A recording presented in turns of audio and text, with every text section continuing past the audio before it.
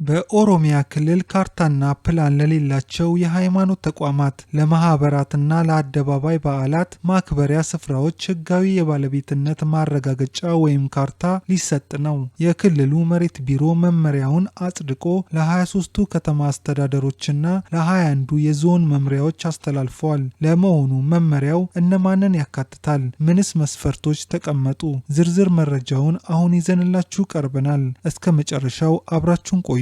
ሰላም ጤና ይስጥልኝ። ይህ ማርኮን ኒውስ ነው። የኦሮሚያ ክልል መሬት ቢሮ ለተለያዩ ሃይማኖታዊ፣ ማህበራዊ እንዲሁም ለኢኮኖሚያዊ አገልግሎቶች የሚውሉና እስካሁን ህጋዊ ይዞታ ማረጋገጫ ሰነድ፣ ካርታ ወይም ፕላን ለሌላቸው የከተማ መሬቶች ህጋዊ የባለቤትነት ማረጋገጫ ሰነድ ሊሰጥ መሆኑ የዋዜማ ዘገባ አመልክቷል። ይህ አፈጻጸም መመሪያው አሁን ላይ ስራ ላይ እንዲውል ለሁሉም መዋቅሮች በይፋ ተላልፏል። ዋዜማ ተመልክቼዋለሁ ባለችው በዚህ መመሪያ መሰረት ህጋዊ ካርታ ከሚሰጣቸው መሬቶች መካከል የአደባባይ በዓላት ማክበሪያዎች እንደ ጥምቀት፣ ዋቄፈናና ኢሬቻ የመሳሰሉ ሃይማኖታዊና ባህላዊ በዓላት የሚከበሩባቸው የጋራ መሬቶች።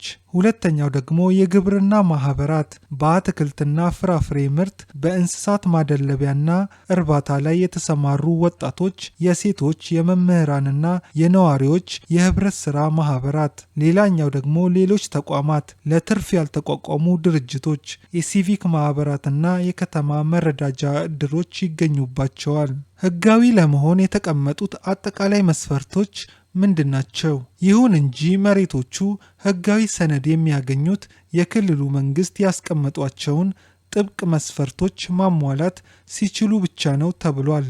ከመስፈርቶቹ መካከል ዋና ዋናዎቹ እነዚህ ናቸው። አንደኛ፣ መሬቱ የከተማ መሬት ሊዝ አዋጅ ከጸደቀበት ከጥር 24 ቀን 2005 ዓ.ም በፊት አገልግሎት መስጠት የጀመረ መሆን አለበት። ሁለተኛ፣ በላዩ ላይ ቋሚ ንብረት ሊኖርበት ወይም አሁን ላይ ሙሉ ለሙሉ አገልግሎት እየሰጠ መሆኑ መረጋገጥ አለበት። ሶስተኛ፣ ከከተማው ማስተር ፕላን ጋር የሚጣጣም መሆን ይኖርበታል። አራተኛ፣ ከ2001 ዓ.ም በፊት በተለያዩ ዓመታት ቢያንስ 3 ጊዜ የቤት ግብር ወይም የመሬት ኪራይ የተከፈለበት ደረሰኝ አሊያም እንደ ስልክ፣ መብራትና ውሃ ያሉ የመሰረተ ልማት ክፍያ ቢሎች ማቅረብ መቻል አለበት። ለሃይማኖት ተቋማት የተደነገገው ልዩ ሕግና የመሬት ስፋት ወሰን መመሪያው የሃይማኖት ተቋማትን በተመለከተ ልዩ ስርዓት አስቀምጧል።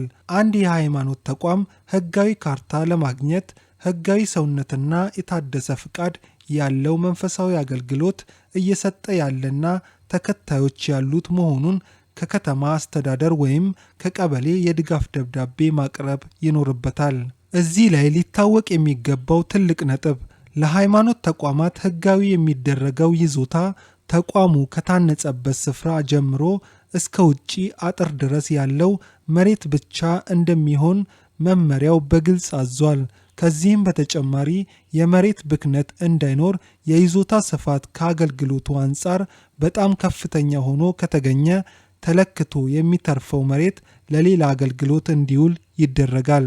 ስለ መረዳጃ እድሮች ደግሞ የያዙት መሬት ከከተማው ፕላን ጋር የማይጣጣም ከሆነ ካሳ ተከፍሏቸው ቤቱ የሚፈርስ ሲሆን ተለዋጭ መሬት ሊሰጣቸው የሚችልበት አግባብ እንደሚኖር ተገልጿል።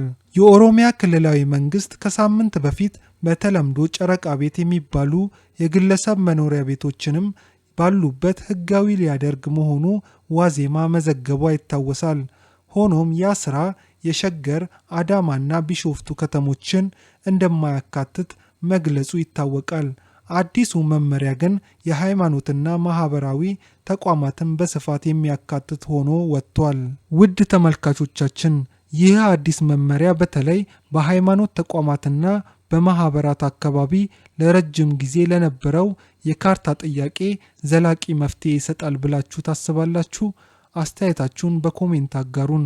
ቪዲዮውን ላይክ በማድረግ ለሌሎች እንዲደርስ ሼር አድርጉት። ስለተከታተላችሁን እናመሰግናለን። ማርኮን ኒውስ ነበርን። ቻው።